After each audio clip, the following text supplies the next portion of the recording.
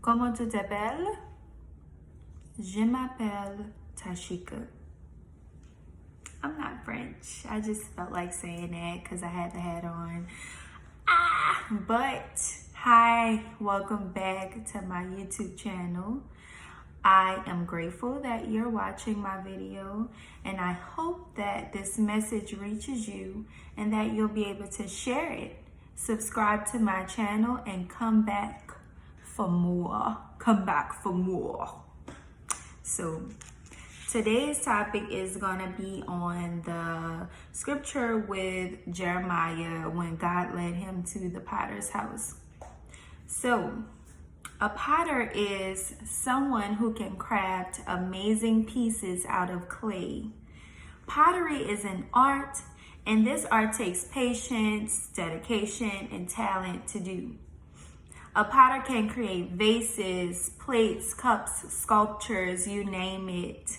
And before the potter begins, they'll have a vision of what they want that piece of clay to look like.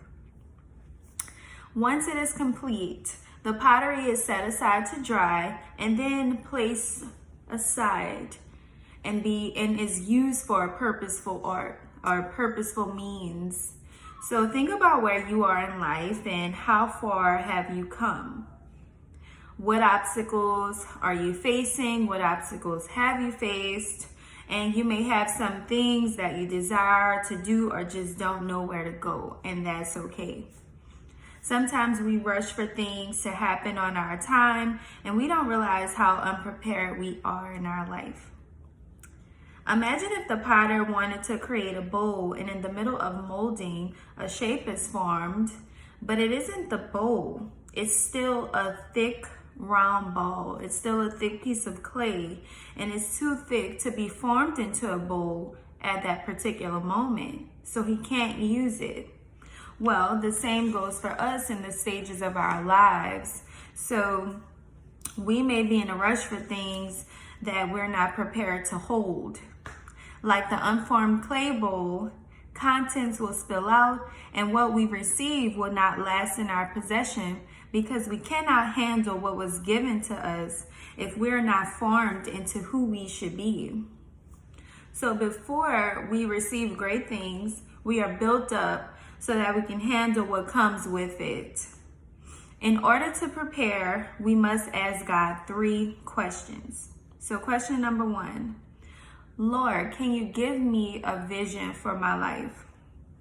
Asking God for a vision will help you see clearly the things that God has prepared for you. A lot of times we don't know what God has prepared, but most of the time, almost all of the time, when you pray and you ask God, can you give me a vision for my life? The things that you want me to see. 9 times out of 10, God is going to start planting these seeds in your mind. You know, you can be in the middle of daydreaming and you can see the things happening, but you're like, is this real? Why am I thinking about this? Or, you know, those are what God already has for you. You just hadn't reached to that point yet.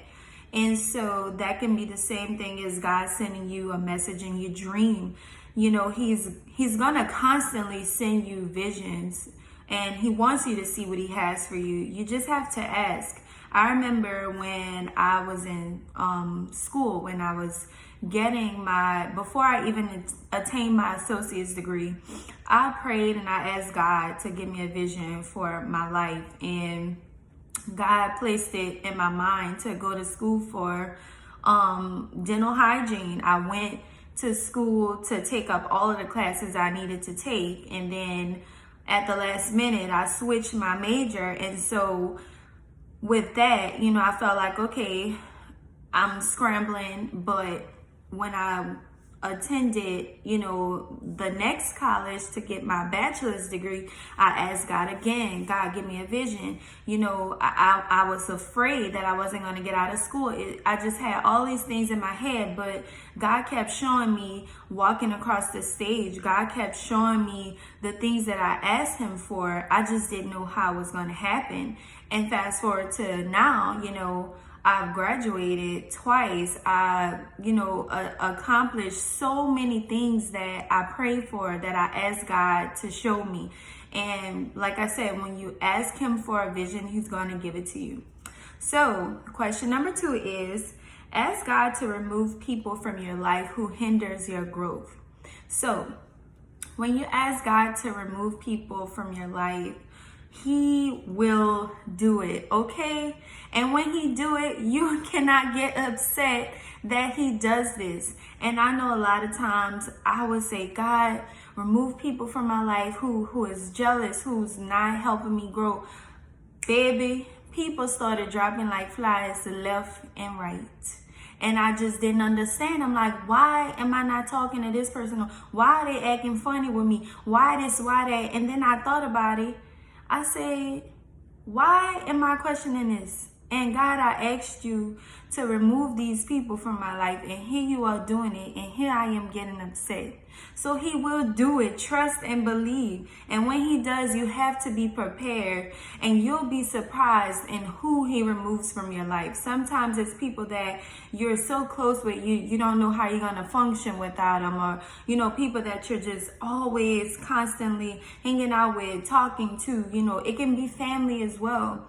But trust that he has your best interest, and he will do what you ask if you ask him, because come on, he gives us free will to do what we want to do. And so question number 3 is, ask God to reveal areas in your life you need to heal from. So asking God to reveal the areas in your life you need to heal from is very important. A lot of times we just keep on moving on in our lives, and we don't really reflect on the things that we've been through.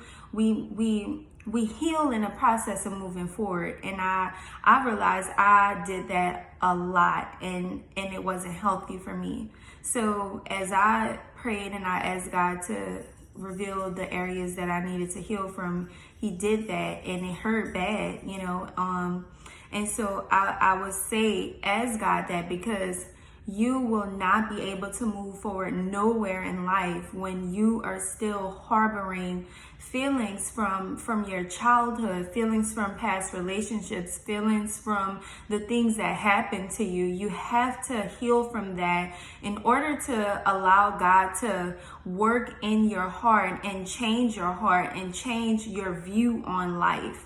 So I would suggest, like I said, asking him to do that so that you can be healthy on the inside and be able to receive the blessings that he gives you in a healthy way. Because I'm still blessed, but I'm saying God blessed me tremendously, and I could not accept those blessings because I had so much of just feelings of just hurt and doubt and fear and guilt and all of that just harboring in my heart. And it's just not healthy, because you won't ever truly appreciate what he has for you if you are still holding on to what's hurting you. So doing these things will prepare you for a new level in your life. This level allows God to access you in a way you never knew. Many times we do not notice things that hurt or hinder us because we either clearly do not see it, we are distracted, or we just don't want to see the things that we should change about ourselves. And a lot of times we're still afraid of change because our comfort zone secures us in a place of unstable stability. I said that because I feel like unstable stability means that you're in an unhealthy place, but because that's all you know, you're comfortable there. And if you ask, you shall receive. And why not ask for something that will help you internally prepare for the external rewards and fully appreciate the gifts? So like the potter who makes clay into beautiful pieces of art, why not let God mold and shape you just like the potter does? Let him create you the way he spoke you into existence. God gives us free will, so he won't intervene in what we want for ourselves, but he does send signs to us. It is up to you to allow him to enter your life. He won't come uninvited, but he is there when you call on him. At the potter's house, God spoke to Jeremiah, and he said in chapter 18, verse 6, "Can I not do with you, Israel, as this potter does?" And so God will mold you into the masterpiece he created. When God shapes and molds you, he is removing the things and people from your life that never was meant to have access to you, like a toxic romance, unhealthy friendships, drugs, alcohol, etc. Whatever that is that God knows is keeping you back. God knows that the things, whatever those things are, is keeping you away from him. And so these are some of the things, like I said, can hinder you from being molded into who you are meant to be. So why not have God shape you, the only being that knows your beginning and ending and knows you better than you know yourself.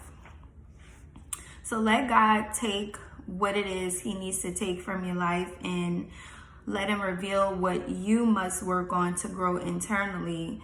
Let God take you to the next level of your life the way he wants you to go.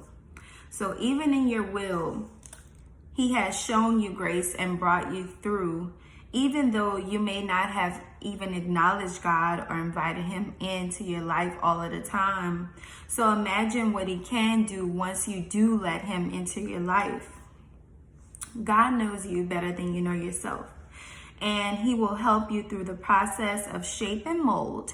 And once it is complete, you will be put on display for people to see the works of him in you.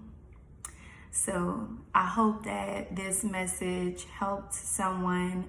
And like I said, let him be the potter in your life. Let him mold you. Let him do a great work in you. And you guys be blessed. Thank you.